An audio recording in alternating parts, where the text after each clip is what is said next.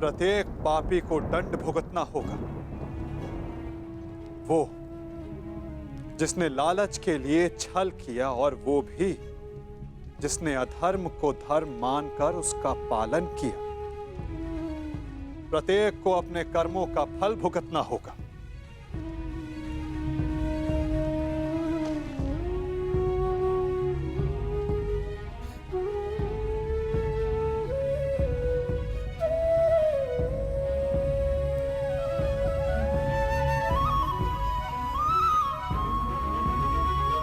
परंतु ऐसे नहीं, पलकों पर अश्रु लेकर नहीं।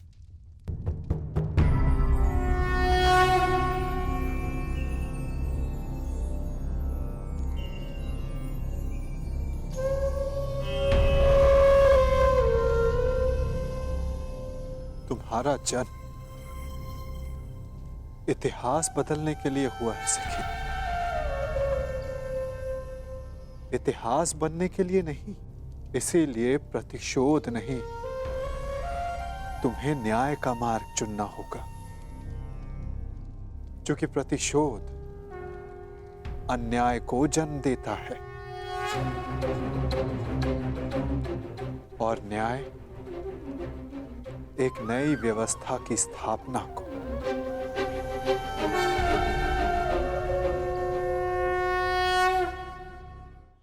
लीजिए सम्राट, आपके लिए खेल प्रस्तुत हैं।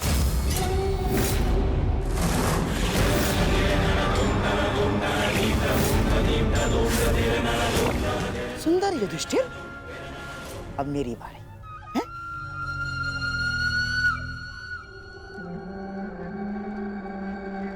पांडवों के वनवास जाने पर उत्सव मनाने की तैयारी शुरू कर दो। पांडवों की हार निश्चित है। परंतु ये केवल मेरी नहीं, स्त्री के सम्मान की हार है सखा। मुझे प्रतिकार चाहिए, नाश चाहिए कौरवों का केशव।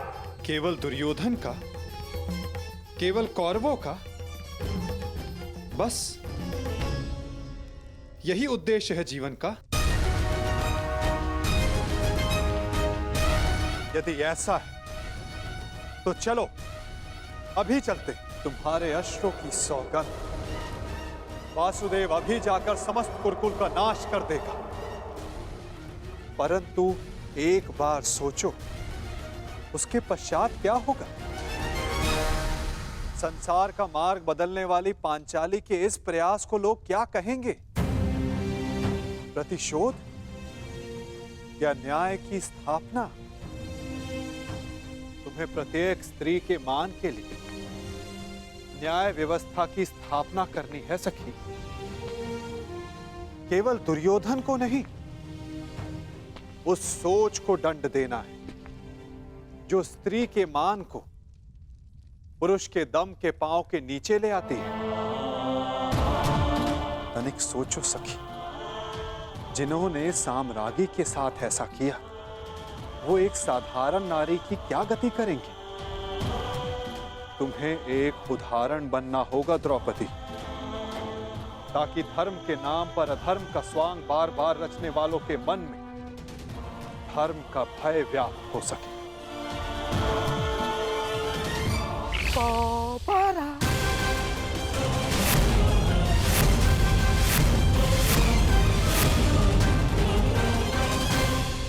बधाई हो मेरे होने वाले सम्राट। दोबारा आ गए। पांडव दोबारा आ गए।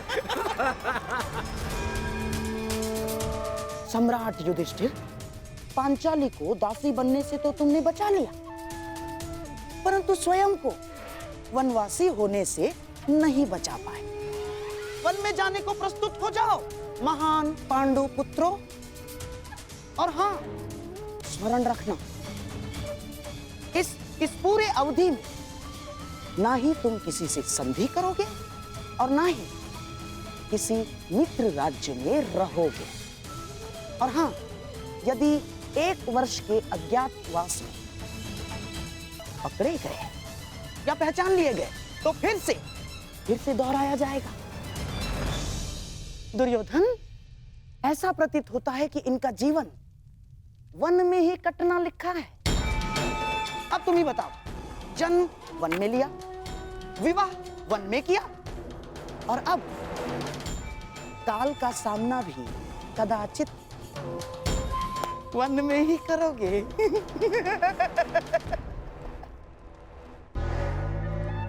लगता है यही भाग्य का न्याय है।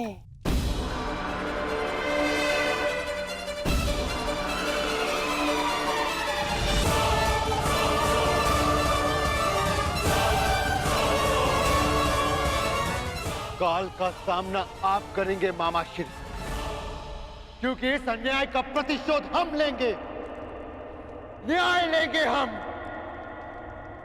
तुम्हें न्याय मिलेगा। प्रत्येक पापी को उसके किए अधर्म का दंड मिलेगा। प्रत्येक के कर्मों का फल उस तक लौट कर आएगा सखी। 13 वर्ष पश्चात हम फिर लौटेंगे,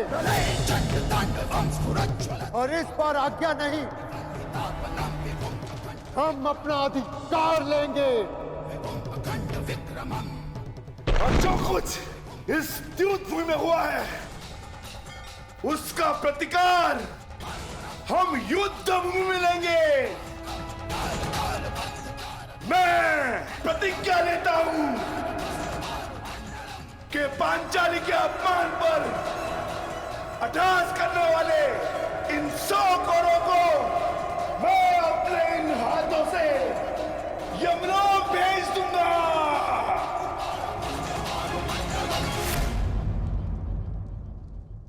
ये मत समझना कि वन में हम विश्राम करेंगे दुर्योधन। हर पल प्रतिशोध की अग्नि में जलेंगे, और जब लौटेंगे तो इतने बाण बरसेंगे, अंधकार छा जाएगा हस्तिनापुर के भविष्य पर। महायुद्ध होगा।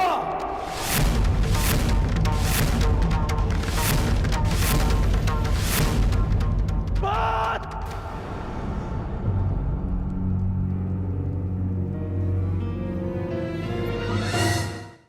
किस बात का प्रतिशोध अर्जुन?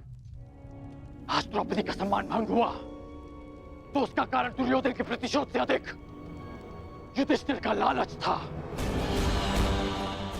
और अब वनवास भी तुमने स्वयं पाया। मैं ये नहीं कहता इस सभा में जो हुआ वो उचित था। दुर्योधन ने जो किया वो धर्म था। तुमने भी अधर्म किया। तुम्हारे साथ जो हुआ उसका कारण तुम्हारा मिथ्या धर्म है, तुम्हारा लालच है। तुम्हें लगा कि एक बार और युद्ध खेलकर कौरवों को सदा के लिए वन में भेज दोगे। तुम्हें लगा कि यही अवसर है, खेल लो। परंतु अवसरवादी वीर नहीं होते। वीर वो होते हैं जो हर क्षण को अवसर बना दे। यदि आज तुम ये दूसरा दाव ना खेलकर युद्ध करते तो सौगंध अपने गुरु परशुराम की कि अपने आत्मज्ञानी के निराकरण के लिए मैं स्वयं अपना कवच निकालकर तुम्हारे चरणों में रख देता और तुमसे कहता कि मेरा सर धड़ से अलग कर दो। परंतु तुम सब कायर हो। तुमने युद्ध चुना, युद्ध नहीं। द्रौपदी का मान भंग करने के उत्तरदायी तुम पांचों भाई हो। जब देखो नियम और धर्म का बखान करने वाले। जानते भी हो कि नियम और धर्म क्या है? नियम और धर्म वो होते हैं जो समाज और मनुष्य के कल्याण के लिए होते हैं, और जो नियम और धर्म विनाश ले आए वो अधर्म है। और इस बार ये अधर्म तुम सब ने किया है। धर्म और अधर्म का निर्णय इस सभा में नहीं होगा कर्ण। बीतने दो 13 वर्ष, उसके पश्चात होगा यह निर्णय।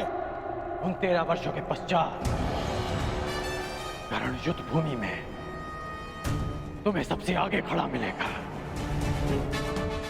तुम भाई जिसे धर्म युद्ध कहते हो, मैं उसे तुम जैसे धर्म को ना समझने वालों के विरुद्ध महायुद्ध कहता हूं। ये युद्ध प्रतिशोध के लिए नहीं होगा, ये धर्म युद्ध होगा। धर्म और न्याय की स्थापना के लिए होगा, साधुओं के परित्राण के लिए, दुष्कर्मियों के नाश के लिए होगा। जब खेत में खरपतवार इतनी बढ़ जाए कि रोकी ना जा सके, तो उसे जलाकर भस्म कर दिया जाता है, ताकि उसकी भस्म की नींव पर नई फसल जन्म ले सके। एक नए संसार के लिए, एक नई व्यवस्था की स्थापना के लिए, सुनहरे भविष्य के लिए, कलंकित वर्तमान के विरुद्ध युद्ध होगा। इस सृष्टि का सबसे बड़ा युद्ध होगा। उनके विरुद्ध जिनके हाथों में मैं भारत का भविष्य सुरक्षित नहीं समझता। तुम्हारे धर्म की विद्या सोच और मेरे परिवर्तन की प्रतिज्ञा के मध्य होगा महायुद्ध, होगा महाभारत। ऐसा युद्ध जो ना पहले कभी हुआ है, ना इसके पश्चात होगा। होगा महाभारत।